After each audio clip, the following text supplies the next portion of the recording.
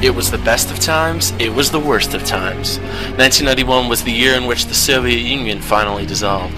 The United States entered the first installment of what would later turn out to be a national pastime, war in the Middle East. A recession stemming from a then unparalleled stock market crash gripped the American and global economy. Nonetheless, flags were waved, anthems were sung, and for a moment there, the world didn't seem to hang on the precipice of mutually assured destruction. It was under these circumstances, in February 1991, that a group of UCLA graduates founded Silicon & Synapse, a video game development company. Michael Morheim, Frank Pierce, and Alan Adheim, now respectively president, vice president, and lead designer on various projects, were the originators of the studio which would eventually become Blizzard. Now, as you may imagine, the studio was not the behemoth we know today. In the beginning, Silicon & Synapse was, in large part, funded off of personal credit cards of the founders, and IGN has reported that the team struggled to rush out a game before the money ran out. Well, that first game was the impeccably named Radical Psycho Machine Racing, or RPM Racing. RPM Racing was a plotting, quote-unquote, high-resolution racer in which the player competed for money to buy better cars, better parts, and entry to better races.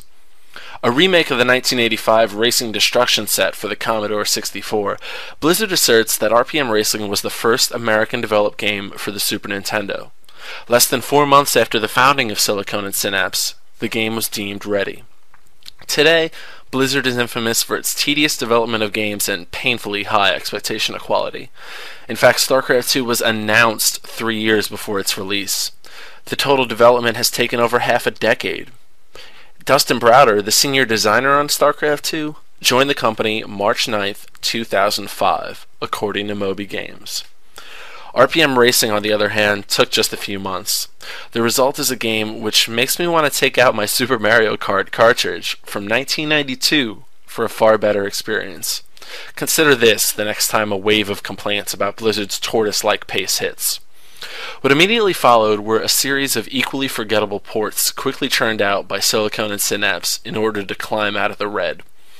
Battle Chess, a game of human chess complete with dance fights and magic, and its utterly bizarre sequel appeared in 1992 on Windows, Commodore 64, and Amiga.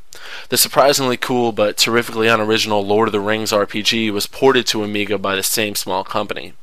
Amiga Castles, Amiga Micro League Baseball, Macintosh Lexicross, and Macintosh Dvorak on Typing were all ports completed by the fledgling operation in 1982 and then mostly forgotten about soon thereafter.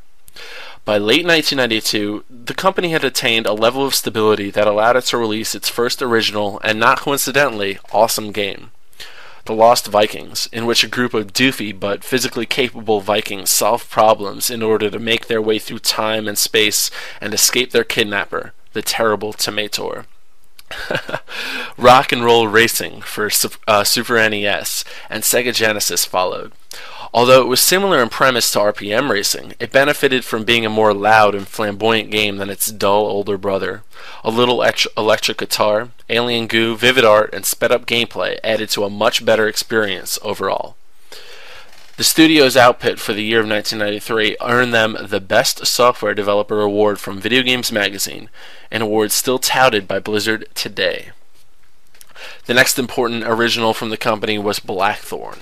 Categorized as a cinematic platformer, the game was justifiably called Prince of Persia with guns. Although the game never stepped out of the shadow of its Persian granddaddy, it garnered a significant fan base and a much-needed chunk of change for the still young studio. A combination of original and contract games followed. The Death and Return of Superman, The Lost Vikings 2, and Justice League Task Force were also released and developed, while simultaneously the company's first blockbuster had its inception in 1994. Warcraft: Orcs and Humans, the first major hit of the real-time strategy genre, released an exciting demo in the summer of '94 before the first retail versions were sold in November of that year. Blizzard and the genre would never be the same again.